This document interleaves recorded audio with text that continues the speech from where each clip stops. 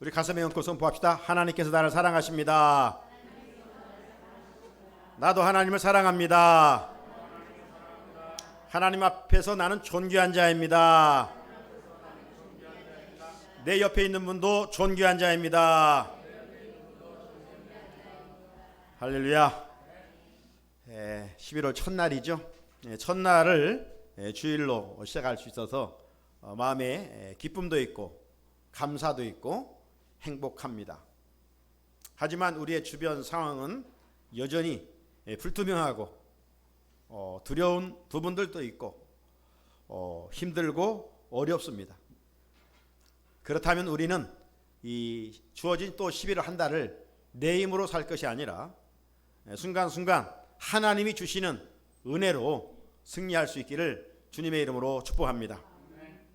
특별히 우리 장로님 기도한 대로 11월은 이제 감사의 달입니다. 뒤돌아보면 감사가 무엇이 있겠는가 라고 언뜻 생각도 되어지지만 역으로 생각해 보면 난세 이만큼 우리가 여기까지 인도하시고 함께 하시고 지켜주신 은혜를 생각할진데 감사하죠. 매일매일 살아가면서 정말 우리의 마음을 담아서 하나님 감사합니다. 하나님 감사합니다. 고백하며 그 감사가 많은 만큼 여러분의 삶이 기쁨과 행복이 가득하게 될 줄로 믿습니다. 지난주 우리나라의 경제계의 거목이요 큰 별이었던 삼성의 이건희 회장이 별세를 하였습니다. 이분이 1993년 독일 프랑크푸르트에서 그 임직원 회의를 하게 됐는데 그때 신경영 발표를 하면서 우리가 기억하고 있는 어록을 남겼지요. 마누라와 자식 빼고는 다 바꿔라. 삼성이 당시 위기의식을 크게 느끼고 있었던 때였습니다. 그래서 그 상황에 여전히 머물러 있다면 삼성은 이류에 머물러다가 멸절되고 말 것이다. 이런 생각을 하였기 때문에 이런 고백을 했던 것 같습니다. 자, 이번에 장례 기간에 한 신문의 논설위원은 이런 제목을 가지고 글을 썼습니다. 제목은 세상을 바꾼 기업인의 말입니다. 세상을 바꾼 기업인의 말. 미국의 석유왕 록펠러는 성공의 비밀은 평범한 일을 비범하게 하는 것이다. 평범한 일을 그냥 평범하게 하지 아니하고 비범하게 하는 것이다. 또 한 사람 마이크로소프트의 그 빌 게이츠는 노력조차 안 해보고 정상에 나는 오를 수 없다고 말하는 사람은 폐인이다. 노력조차 않고 나는 못해. 이런 사람은 폐인이라는 것이죠. 인류의 삶을 바꾼 애플의 스티븐 잡스는 어떤 일이 순조롭게 진행된다면 다른 멋진 일을 시작하라. 계속 갈망하라. 순조롭게 가니까 이제 나는 됐어. 안주하지 말고 순조롭다면 다른 일을 시도하라는 도전적인 정신이죠. 이들의 말을 관통하는 것은 불굴의 도전 정신이다. 이런 글을 읽어보았습니다. 사랑하는 성도님 여러분, 저는 이 글을 읽으면서 이런 생각을 가져봤습니다. 나도 평범한 그리스도인이 아니라 비범한 그리스도인으로 살기 위해서는 어떻게 해야 될까? 단순히 사람들이 믿는 예수 믿는 사람이 아니라 우리 예수님께서 인정해 주시는 제자의 삶을 살기 위해서는 어떻게 살아야 할 것인가? 이 문제로 잠시 생각을 해봤다 이 말이죠. 기독교 2000 역사 속에서 하나님이 사용하신 사람들의 공통점이 있습니다. 그 공통점은 하나같이 기도하는 사람이었습니다. 성경에 기록된 유명한 사람들의 그 발자취의 흔적을 보게 되면 광야가 있었습니다. 위기가 있었습니다. 고난이 있었습니다. 그때마다 그들은 하나님을 향하여 기도하였고 하나님의 동역자로 존귀하게 사용되었음을 볼 수가 있습니다. 세계 역사에서도 마찬가지입니다.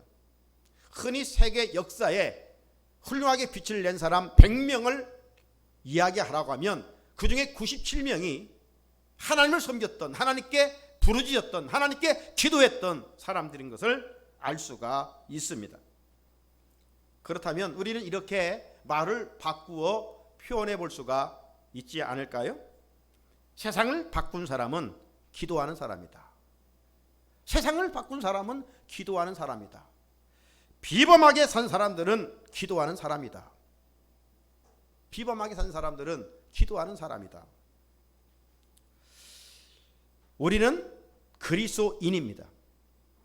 그리스도인이란 말은 예수님을 따르기로 작정한 사람들이고 예수님 닮기를 소원하는 사람들입니다.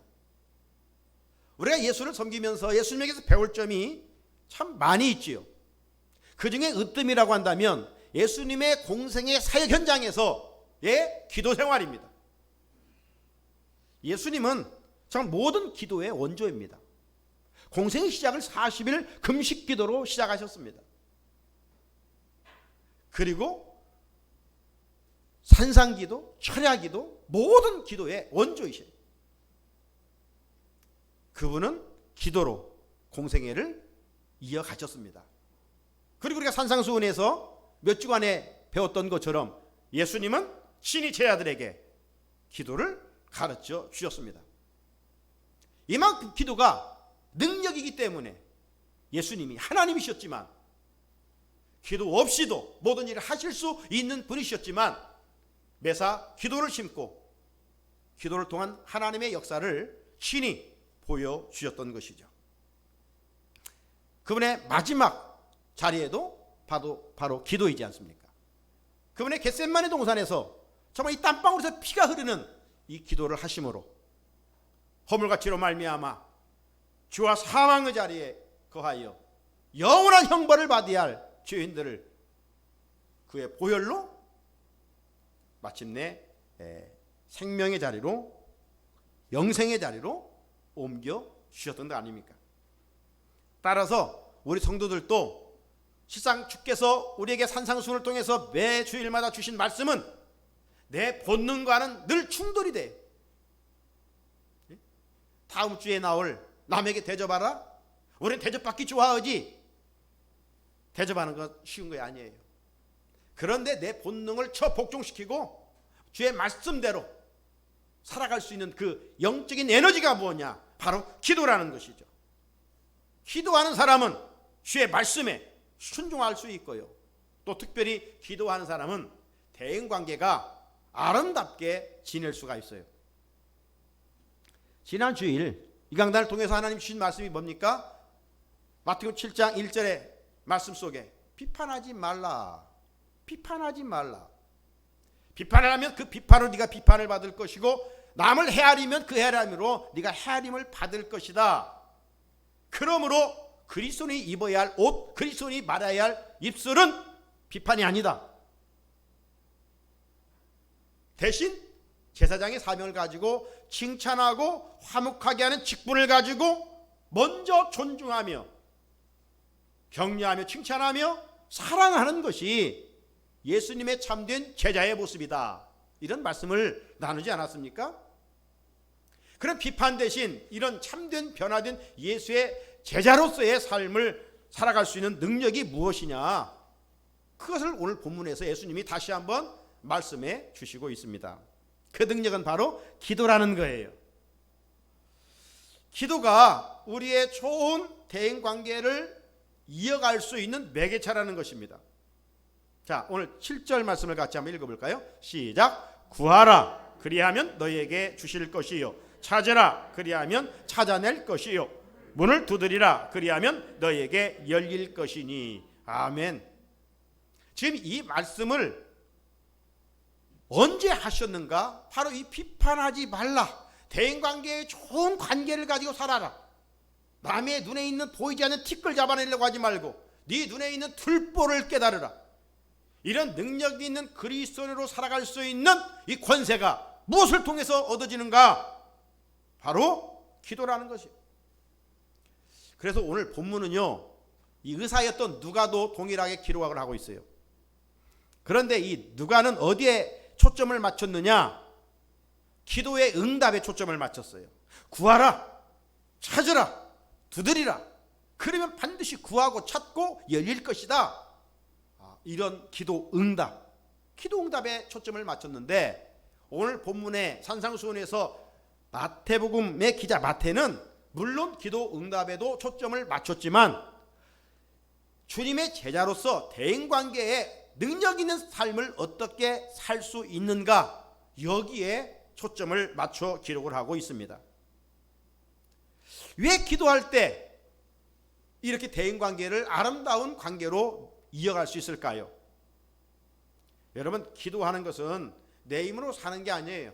기도할 때 성령께서 나를 주관하심으로 나를 죽이고 내 안에 성령의 그 은혜로 사는 것이죠. 기도하는 자에게 은혜를 주시고요, 기도하는 자에게 하나님께서 능력을 덧입혀 주셔요. 그렇기 때문에 그 기도의 권세를 통해서 할 수 없는 일을 우리가 할 수 있도록 하게 하시는 것이죠. 그래서 오늘 예수님은 이 기도에 관한 말씀을 점층법적으로 오늘 본문에서 우리에게 말씀해 주시고 있습니다. 세 단계인데요. 첫째는 구하라입니다. 따라합시다. 구하라. 이 말은 헬라어로 아이테오라는 말인데요. 요구하다. 우리가 무엇을 요구하는 거 있잖아요. 기도는 뭡니까? 하나님께 요구하는 것이죠. 만약 하나님이 뭐 전능하시지 않다면 우리가 요구할 거 없어요. 그죠? 하지만 내가 전능하지 못하니까 전능하신 하나님께 요구하는 것이, 이게 기도예요. 구하는 거예요. 특별히 우리가 무엇을 구합니까? 이방인의 사람들처럼 무엇을 먹고 입고 마시고 이런 거, 이건 주님이 다 알고 계신다고 그랬잖아요. 우리가 정말 구할 것은 예수님 제자답게 살기 위한 것을 구하는 거예요. 그의 나라와 그의 의를 구하는 거예요. 말씀대로 살기를 위해서 구하는 거예요. 그 말씀대로 살고 싶은 욕망이 있지만 그 능력은 내게 있지 않아요. 누구에게 주어지냐? 기도하는 자에게 하나님께서 주신다, 이 말이죠. 그럴 때 우리는 타인의 허물을 보지 않아요. 타인의 허물을 보는 시간에 내 허물을 보는 거예요. 타인의 그 작은 티 끄집어내려고 하는 그 시간에 내 들보를 보고 하나님 앞에서 내가 회개하게 되는 것이죠. 다른 사람의 허물을 감싸주는데 좋은 관계를 이어가지 않겠습니까? 그런데 눈만 뜨고 입만 열면 남의 허물이 보이고 남의 허물을 이야기한다면 그는 아직도 거듭나지 못한 그리스도인이죠. 종교인으로 전락되었기 때문입니다. 따라서 기도는 부족한 우리들이 믿음으로 하나님께 구하는 신앙의 행위가 아니겠습니까? 그러므로 누가 기도하느냐? 하나님 자신의 부족함을 아는 겸손한 자만이 기도할 수가 있어요. 겸손한 자만이. 나는 기도 안 해도 살아. 이런 사람은 교만한 사람이죠. 교만한 사람은 결코 기도하지 않습니다. 그래서 여기 구하라는 말은 영어로 에스크죠. 에스크. 묻다. 그러므로 좋은 그리스도인이 되기 위해서는 우리가 하나님께 물어야 돼요. 내 경험조차도 내 생각조차도 잠시 뒤로 놓아두고 하나님, 이 일을 하려고 하는데 어떻게 해야 할까요? 물어야 돼요. 자꾸 물어야 돼요. 여러분, 성경에 우리가 어떤 일을 계획할지라도 그 일을 이루시는 분은 누구예요? 하나님이라고 그랬어요. 이걸 믿음으로 인정한다면 우리는 모든 것의 결재권을 가지신 하나님께 물어야 되죠. 내가 하려고 하지 말고. 그럴 때 하나님께서 약함도 강함으로 바꿔주시고 우둔함과 어리석음을 지혜롭게 바꾸어 주십니다. 실패를 승리로 이끌어 주시고 열악한 상황을 좋은 상황으로 바꾸어 주십니다. 하나님이 기도하는 자에게 변질된 모습들을 아름답게 변화시켜 주십니다. 이게 기도의 능력이에요. 그렇다면 우리가 하나님께 기도하는데 어떻게 기도해야 될까요? 물론 바리새인들처럼 종교인들처럼 하지 말라고 그랬죠. 사람들이 많은 본대 앞에서 사람을 의식하고 기도하지 말라고 그랬죠. 오히려 길 골방에 들어가서 하나님께 기도하라, 여러 가지 기도 내용들도 산상수훈에서 가르쳐 주셨습니다. 그러나 오늘 본문과 맥을 같이 하여 우리가 어떻게 기도해야 될 것인가? 첫째로 건성으로가 아닌 온몸으로 기도해요. 온 마음으로. 온 마음으로 구해야 됩니다. 토요일까지 에레미야 52장으로 된 말씀을 다 읽었어요. 참 예레미야 말씀을 새벽마다 읽으면서 많은 은혜도 받고 도전도 받고 찔림도 받고 교훈도 얻었습니다. 그 가운데 예레미야 29장 12절 13절을 보면 이런 말씀이 있어요. 너희가 내게 부르짖으며 내게 와서 기도하면 내가 너희들의 기도를 들을 것이요 너희가 온 마음으로 나를 구하면 나를 찾을 것이요 나를 만나리라. 누가 하나님을 찾고 만나느냐? 온 마음으로 하나님을 구하는 자라고 말씀하고 있어요. 무슨 말입니까? 기도의 간절함이죠. 그냥 형식적으로 종교인들처럼 기도하는 것을 말하지 않습니다. 누가복음 11장 오늘 교양부에 보게 되면 우리가 잘 알고 있는 밤중에 여행하다가 한 친구가 너무 배가 고파 친구 집을 찾아가잖아요. 그 친구 집을 찾아가 먹을 것을 구했지만 그 집도 너무 가난해서 그 배고픈 친구에게 먹을 떡을 줄 능력이 없었어요. 그런데 이 친구는 참 좋았던 것 같아요.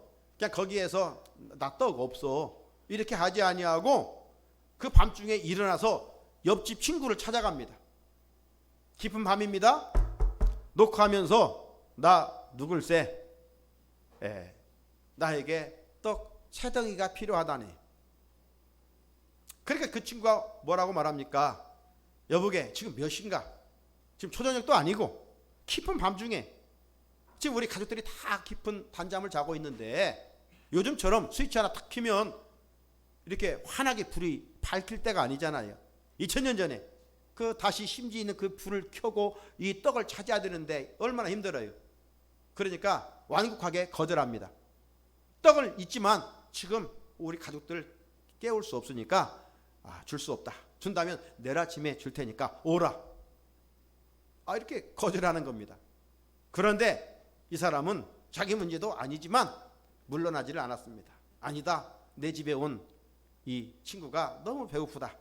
그러나 내가 주고 싶은데 없으니까 좀 문을 열어서 나에게 다오. 이렇게 이제 간청합니다. 그래서 그 주님의 말씀의 마지막 내용을 보게 되면 간청하여 그에게 주었더라. 간청하니까 주었더라. 그렇게 말씀을 하고 있어요. 자, 누가복음은 이 바로 그 밤중에 찾아온 떡 이야기가 끝난 다음 이어지는 본문 7절 말씀으로 이어지고 있는 거예요. 따라서 기도는 가벼운 종교 행위가 아닙니다. 구하는 자의 간절함과 온 마음으로 구할 수 있어야 됩니다. 형식적으로 신앙생활을 하면 살아계신 하나님을 만날 수가 없어요. 하나님의 은혜를 입을 수가 없어요. 건성이 아닌 온 마음으로 구해야 됩니다. 둘째로는 내가 답을 결정해 놓고 구하면 안 돼요. 예레미야가 활동했을 당시에 이 요하난이라는 사람이 있었어요. 그 요하난과 더불어 군대 지휘관들이 예레미야를 찾아옵니다. 예레미야를 찾아와서 뭐라고 이야기하냐면 예레미야 42장 2절에 남아있는 모든 자를 위하여 당신의 하나님 여호와께 기도해 주십시오. 언뜻 보면 참 믿음이 좋은 사람 같아요. 중보 기도를 부탁하니까 여러분 기도 부탁한다는 게 쉬운 게 아니에요. 기도의 능력을 아는 사람만이 누구에게 내가 이런 문제 있는데 기도해 달라고 부탁하는 것이죠. 그런데 이 요한이 예레미야 선지자에게 기도해 달라고 그래요. 그런데 그 내용들을 자세히 읽어보면 그가 믿음이 있었던 게 아니에요. 자기는 이미 애굽으로 내려갈 계산을 다 세워놨어요. 그래서 선지자 예레미야라고 하나님께 기도해서 자기 생각대로 하나님이 애굽으로 내려갈 수 있도록 응답해 달라고 지금 기도 부탁을 하고 있는 거예요.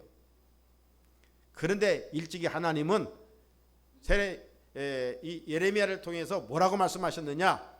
바벨론으로 끌려가는 게 사는 길이다. 애굽으로 내려가면 하나님이 따라가서 칼과 기근과 전염병으로 죽이리라. 그렇게 이야기했어요. 그래서 그 사실을 요한안에게 이야기하니까 이 요한안이 예레미야는 그 말이 거짓되다 이러면서 비방을 하고 끝내 자기 고집을 앞세워서 하나님의 뜻 반대로 애굽으로 내려갔어요. 하나님의 뜻을 거슬러 갔는데 그가 거기에서 잘 되겠습니까? 죽었어요. 우리의 기도도 이런 잘못을 범하기 쉽습니다. 하나님 이거 해주세요. 하나님 이거 해주세요. 하나님의 뜻은 상관없어요. 내 뜻에만 오로지 맞추는 거예요. 그리고 기도하는 거예요. 여러분, 기도는 내 뜻을 관철시키는 것이 아니에요. 그건 이방인의 기도예요. 세상 사람들은 그래요. 자기 뜻에 맞춰주기를 신을 이용하는 것이죠. 반복해서 말씀드립니다마는 우리 기독교는 결코 그렇지 않아요. 내 뜻을 꺾고 하나님의 뜻을 구하는 거예요. 네? 나는 편한 길을 가고 싶지만 하나님이 십자가를 지라 하면 그 십자가를 지는 거예요. 그런데 그 십자가를 지는 길은 결국 복의 길이지, 생명의 길이지, 축복의 길이지 결코 고난의 길이 아니에요. 십자가를 통한 부활이 있듯이 말씀에 순종하는 순간은 어려워요. 힘들어요. 그런데 그걸 순종하고 나면 하나님이 예비해 놓으신 축복이 있다 이 말이죠. 겟세마네 동산에서 예수님이 당신의 뜻을 꺾었잖아요. 당신의 뜻을 앞세웠다면 인류는 죄에서 구원을 받을 수가 없었을 거예요. 그런데 그분이 당신의 뜻을 꺾고 하나님의 뜻이 이루어지기를 위하여 기도했잖아요. 그래서 십자가의 길을 걸어가셨고 그 십자가의 여정 속에 우리의 죄를 다 탕감받는 길이 열려지게 됐던 것 아닙니까? 우리가 기도할 때 건성으로 아닌 온 마음으로 기도해야 되고요. 또 하나는 내가 작정해 놓고 그렇게 응답해 주십시오. 이방인들처럼 기도하면 안 돼요. 또 하나는 남의 유익을 위해서 간절히 기도해야 돼요. 남의 유익을 위해서. 기도는 내 문제만 구하고 끝나면 안 돼요. 성숙한 그리스도인은 남의 유익을 위해서 간절히 중보 기도합니다. 고린도전서 10장 24절 누구든지 자기의 유익을 구하지 말고 남의 유익을 구하라 그랬어요. 지금 우리가 마태복음 7장을 하는데 7장 위에 6장의 마지막 부분이 뭡니까? 너희는 먼저 그의 나라와 그의 의를 구하라. 그런데 만약 우리가 맨날 세상 이방인들처럼 무엇을 먹을까, 무엇을 마실까, 무엇을 입을까 여기 수준에 머물고 나에게만 관심이 있다면 어떻게 되겠습니까? 여전히 어린 신앙 아니에요? 성숙한 신앙으로 진보해야 될 텐데 여러분 내 문제는 실상 구하지 않아도 돼요. 다른 사람의 문제를 가지고 씨름하면 하나님이 우리에게 있어야 할 것을 다 아셔요. 그분은 전능하신 분이신데 기도하기 전에 다 알고 계신다고 그랬는데 그런데 우리는 매일 기도해야 우리 가정을 벗어나지를 못해요. 여러분 그리스도인들은 특별히 나라와 민족을 위한 기도를 해야 돼요. 그리고 어려운 일을 환난당한 만난 자들을 위해서 내가 지금 환난을 당한 그런 마음과 심정을 가지고 기도할 수 있어야 됩니다. 이런 기도의 하나님의 능력이 나타나는 것입니다. 앞서 말씀드린 밤중에 친구를 찾아가 떡 3덩이를 원했던 그 친구는 자기 가족의 문제가 아니었어요. 여행 중에 찾아온 친구의 문제를 가지고 찾아간 것 아닙니까? 이처럼 오늘도 하나님은 우리의 간절한 중보 기도에 구한 것보다 더 좋은 것으로 응답해 주십니다. 자, 구하라 첫 단계입니다. 둘째는 찾으라입니다. 여러분 찾으라. 7절에 보면 찾으라 그리하면 찾아낼 것이요. 여기 찾으라는 말은요 제테오라는 말인데요 끊임없이 기도 한두 번 하고 포기하지 말라는 것입니다. 선한 일도 포기하지 말라고 그랬지요. 때가 되면 좋은 열매를 거둔다고 하지 않았습니까? 기도하는 자는 한두 번 하고 기도해도 소용없네 이런 믿음 없는 소리 하지 말라는 것입니다. 여러분이 잃어버린 걸 찾을 때까지 찾잖아요. 기도도 응답될 때까지 기도하라는 것입니다. 물에 빠진 사람이 있다고 한번 가정해 보세요. 이 사람이 한두 번 나 살려주세요 하고 끝납니까? 누구 보이는 사람 없어도 목이 터지라고 살려달라고 소리칠 것입니다. 듣는 사람이 없어도 계속 살려달라고 외칠 것입니다. 바로 기도는 이와 같은 것입니다. 그런데 하나님은 우리에게 기도하실 때 즉시 기도 응답해 주시는 것도 있고 또 뭐 한 달 만에 기도해 주신 것도 있고 어느 때는 10년 20년 만에 기도 응답해 주시는 것도 있어요. 좀 우리가 마음 같으면 좀 즉시 해주면 좋겠는데 여러분 즉시 기도 응답도 많이 있지요. 예. 히스기야 남유다 왕이 이사야 선지자를 통해서 이제 너 죽을 것이다, 사망 선고를 내려요. 그러니 가산을 정리하라. 그랬을 때 히스기야가 성전을 향하여 올라가서 얼굴을 벽으로 향하고 하나님께 막 간절히 기도하잖아요. 하나님, 내가 그동안 해왔던 그 행적을 살피시고 은혜를 입혀 주십시오. 그때 그 기도가 하나님의 마음을 감동시켜서 15년 히스기야 생명을 즉시 연장해 주었어요. 이렇게 즉시 연장한 기도도 있어요. 한나 무자에서 실로 성전에 올라가서 오랫동안 기도했다고 했잖아요. 오랫동안. 정확히 횟수는 잘 모르지만 오래 기도한 후에 하나님이 때가 되니까 사무엘을 아들로 주었어요. 반면 믿음의 조상 아브라함이 간구한다면, 소원한다면 누구보다도 즉시 하나님이 이루어 주셔야 되잖아요. 75세 때 아브라함을 부르시고 뭐라고 했습니까? 네 후손을 하늘의 별처럼 바닷가의 모래알처럼 많게 해줄 거야. 그랬잖아요. 그 10년이 지나도 20년이 지나도 소식이 없어요. 낙심할 만하잖아요. 25년 됐을 때 하나님께서 그 가정에 이삭을 선물로 주셨어요. 사랑하는 성도 여러분, 우리가 기도하다가 응답이 없다고 낙심해서는 안 된다는 겁니다. 기도하다가 포기해서는 안 된다는 겁니다. 왜? 하나님은 나보다 나를 더 잘 알고 계시기 때문에. 하나님은 나보다도 나를 더 잘 알고 계시기 때문에. 내 생각에 지금 하나님의 응답이 없어 더딘 것 같이 느껴지지만 하나님은 정확하신 분이시오. 하나님의 때가 있어요. 가장 빠른 시간이에요. 우리에게 더 유익한 시간이에요. 더 복된 시간이에요. 그렇기 때문에 기도에는 반드시 응답이 있어요. 그러므로 기도하다가 낙심하면 안 되는 것입니다. 찾는 일에 응답 주실 때까지 물에 빠진 심정으로 하나님께 계속 기도해야 되는 거예요. 때 쓰면 나오잖아요. 때 쓰면 나오는 거예요. 때 쓰면 반드시 더 좋은 것으로 주셔서 마침내 하나님을 찬양하게 될 줄로 믿습니다. 몇 주 전에 제가 한 영상을 봤는데 핸드폰으로 김성주 아나운서 이 친구죠. 시골교회 목사님의 아들로 태어나서 고등학교까지 시골에서 참 어렵게 자랐어요. 아버지가 어렵게 목회하면서 초등학교를 한 대여섯 번 옮겼대요. 한 학년 때마다 옮긴 거예요. 그러니까 친구 사귀려면 또 옮기고 또 옮기고. 그래도 하나님 은혜로 열심히 공부했는지 서울에 있는 대학교를 졸업했어요. 신장놈이 나온 학교를 졸업했어요. 그랬는데 이제 기자 쪽으로 가려고 계획을 세웠는데 자기 친구가 그러래. 너는 말을 잘하니까 아나운서 시험을 봐라. 전혀 아나운서에 관계가 없었는데 그래서 아나운서 시험을 봤는데 첫 번째도 떨어지고 두 번째도 떨어지고 세 번째도 떨어지고. 근데 그냥 1차에 떨어지면 그냥 포기할 만도 하는데 이제 이 아나운서 시험에 무려 한 1000여 명씩 막 올려오잖아요. 소수 인원을 뽑는데 그런데 1차 500명에는 항상 합격을 해요.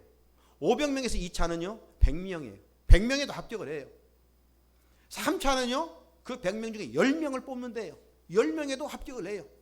그리고 5차는 5명을 뽑는데 5명도 합격을 해요. 그런데 최종 면접을 하고 난 후에 떨어지는 거예요. 한 해 떨어지고 두 해 떨어지고. 아무리 목사 아들이지만 낙심하고 하나님의 원망이 되더라는 거예요. 그래서 이제 나이 제한이 있어서 이제 다음 이제 2년밖에 안 남았는데 또 1년 시험을 열심히 준비했는데 그만 그해 IMF라고 뽑지를 않아가지고 너무 또 허탈한 마음이 찾아왔다는 겁니다. 이제 1년밖에 남지 않았어요. 이제 아나운서 길을 가는 길은 1년밖에 남지 않았는데 기도하면서 하나님 정말 이 길이라면 하나님이 허락해 주십시오 하고 시험을 봤는데 99년에 KBS와 MBC 두 곳을 동시에 합격을 했어요. 그런데 KBS는 7명을 뽑고 MBC는 한 명을 뽑았답니다. 여러분은 어디를 가겠어요? 한 명 뽑는 MBC로 갔죠. MBC 들어가 보니까 먼저 자기가 5년 전에 면접하고 시험 봤던 합격했던 사람들이 활동하고 있어요. 그런데 이 김성주 아나운서에게 맡기면 5년 먼저 그 이상 한 사람들보다 더 잘하는 거예요. 네? 벌써 5년 동안 이게 그 간증을 그렇게 하는 거예요. 청소년들에게 내가 기도하면서 하나님께 나갔지만 떨어질 때 원망도 했다. 그러나 기도줄은 내가 붙잡았다. 5년 동안 떨어지고 나중에 합격한 것을 뒤돌아보니까 하나님이 그동안 나를 많이 연습시켰다. 연단의 시간이었다. 그래 어떤 프로그램을 맡더라도 자신 있게 떨리지 않고 자기가 하더라는 거예요. 그래서 승승장구했다는 것이죠. 네, 그러면서 이제 청소년들에게 간증하는 것을 제가 들었는데 낙심하지 말고 지금 어렵다고 하지 말고 기도하면서 하나님께 부르짖으면 하나님이 좋은 열매를 거두게 하신다. 이런 간증이더라고요.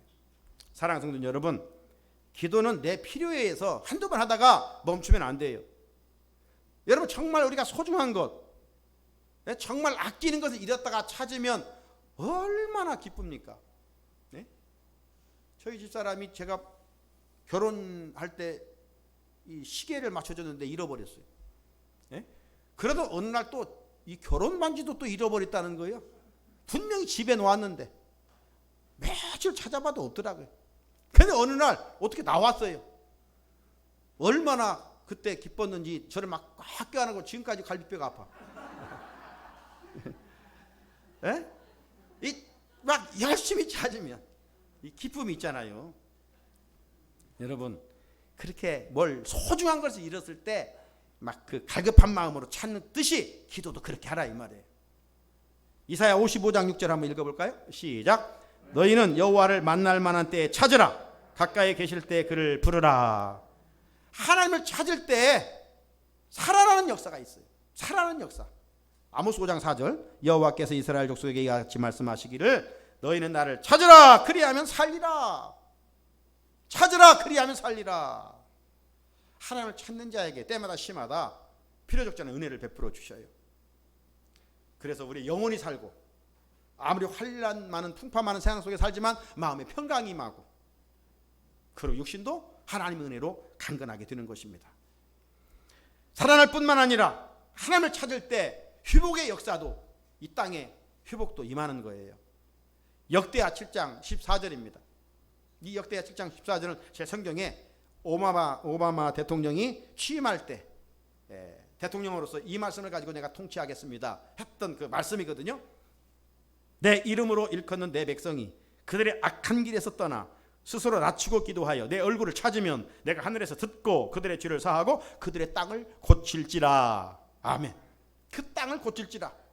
오바마 대통령이 통치를 내 힘으로 아닌 하나님의 은혜와 능력으로 하나님께 부르짖을 때마다 이 땅 백성들에게 하나님 은혜를 입혀 주십시오. 이런 말씀 붙들고 그가 그 직을 잘 감당했던 것을 알 수가 있습니다.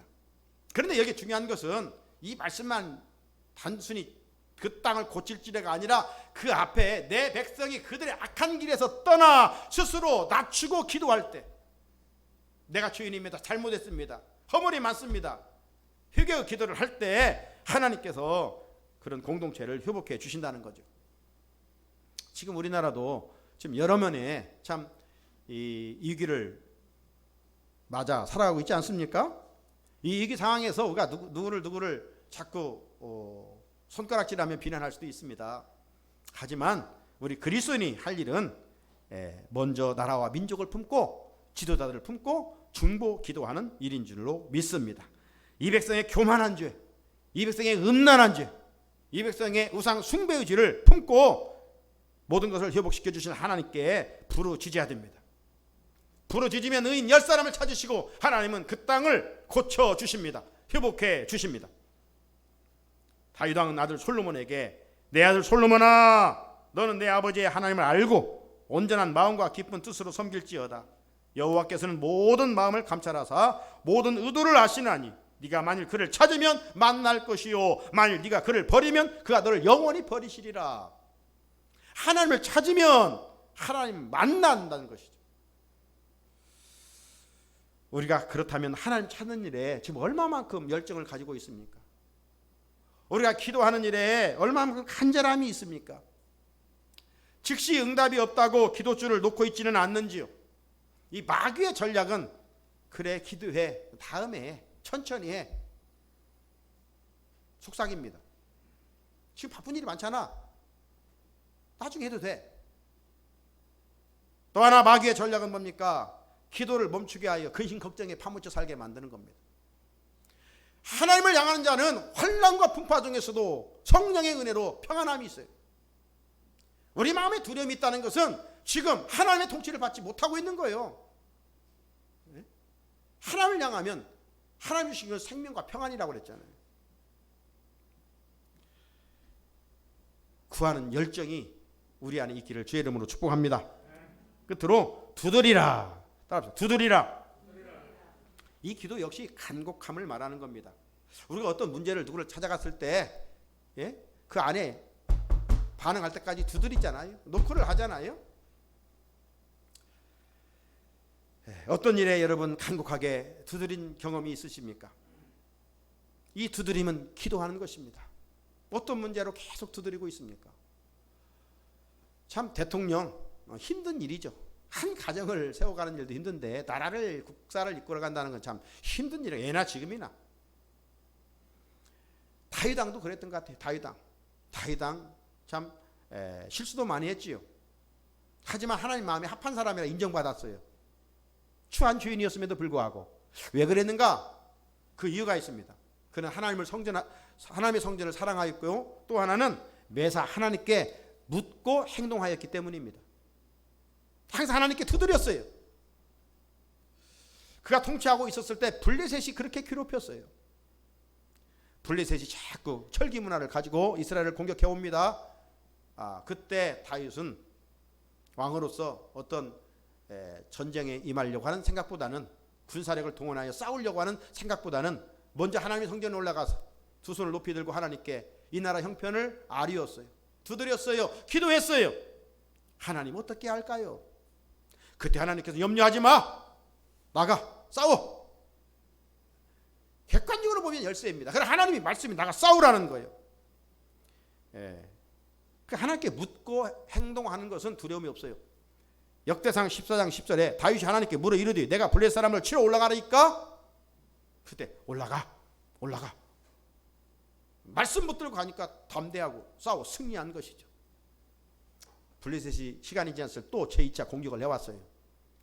그때 다윗은 또 여호와께 물었어요. 그 내용이 역대상 14장 14절이에요. 다윗이 또 하나님께 묻자온데 여기 중요한 단어는 또요. 또 우리가 경험이 얼마나 큰 자산입니까?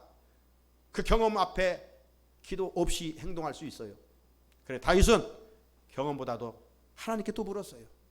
그때 하나님께서 또 이제는 싸우러 가지 말고 매복작전을 내. 매복작전을. 하나님이 다 승리하는 비결을 가르치셔서 결국 승리하게 되잖아요. 사도 바울도 어떤 질병이 있었던 것 같아요. 그래서 그 질병 문제를 가지고 하나님께 계속 두드렸어요. 3번씩 기도했다고 그랬어요. 고린도전서 후서 12장 8절을 보면 그래 여기 3번 죽게 간구했다는 말은 꼭 3번 기도했다는 게 아니에요. 계속 그 문제를 가지고 씨름했다는 거예요. 두드렸다는 거예요. 우리도 기도할 때 하나님 앞에서 이런 자세가 필요합니다. 두드리다가 멈추면 안 돼요. 낙심하면 안 돼요. 사랑하는 우리 성산의 성도 여러분, 하나님은 오늘 또 살아 계십니다. 기도하는 자에게 반드시 응답해 주신다고 약속하셨습니다. 8절을 같이 읽어보겠습니다. 시작. 구하는 이마다 받을 것이요 찾는 이는 찾아낼 것이요 두드린 이에게는 열릴 것이니라. 아멘. 하나님이 명령하신 말씀들은 우리 본능과 충돌해요. 우리는 넓은 길로 가고 싶은데 주님은 좁은 길로 가라는 거예요. 편안하게 살고 싶은데 십자가 지라는 거예요. 대접받고 싶은데 대접하라는 거예요. 원수는 미워하고 싶은데 사랑하라는 거예요. 이런 말씀들이 내 본능과 충돌되는데 어떻게 이런 말씀들을 지켜 행할 수 있는가? 그 에너지는 다른 게 아니에요. 말씀 붙들고 기도하면 하나님이 그렇게 살게 하십니다. 구하라 찾고, 구하라 찾으라 두드리라, 이 말씀에 기도를 할 때 우리가 온 마음을 다하여 하나님을 사랑할 수 있고 내 이웃도 내 몸처럼 아끼며 사랑할 수가 있습니다. 형제의 허물을 덮어주고 용서하며 살 수도 있습니다. 타인을 비판하거나 정죄하지 않고 내 눈의 들보를 깨닫고 회개하며 살 수가 있습니다. 기도하는 자는 하늘의 보물을 쌓아두고 살아갈 수가 있습니다. 왜 이런 일들이 가능해요? 왜 본능과 충돌해서 이길 수 있어요? 기도할 때 하나님께서 좋은 것을 주시기 때문에. 오늘 성경에 말씀하고 있죠. 아들이 아버지에게 떡을 달라는데 돌을 줄 사람이 어디가 있으며 생선을 달라는데 뱀을 줄 사람이 어디가 있겠느냐. 하물며 좋으신 하나님께서 구하는 자에게 좋은 것을 주시지 않겠느냐. 오늘 11절에 그렇게 말씀하고 있잖아요. 그러면 좋은 것이 뭐예요? 여러분은 지금 좋은 것, 구하라 하면 좋은 것이 뭐예요?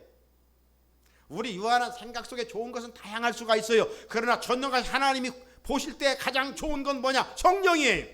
성령. 자, 마지막 한번 같이 다시 한번 읽읍시다. 누가복음 11장 13절 시작. 너희가 악할지라도 좋은 것을 자식에게 줄 줄 알거든 하물며 너희 하늘 아버지께서 구하는 자에게 성령을 주시지 않겠느냐. 마태복음은 좋은 것으로 되어 있지만 누가복음에는 그 자리에 성령을 주시지 않겠느냐. 성령 주시면 내 힘으로 할 수 없는 것을 할 수 있는 힘이 있기 때문에. 할렐루야. 그래서 주님은 마지막 때 우리로 하여금 성령 충만을 사모하라 그러는 거예요. 그러면 멋진 그리스도인답게 살아갈 수가 있는 것이죠. 그래도 구하고 두드리고 찾는, 구하고 두드리고 찾는, 그래서 제가 제목을 구두찾기, 구두찾기. 그래도 구두찾기 기도를 하지 않겠습니까? 기도가 세상을 바꾸는 힘입니다.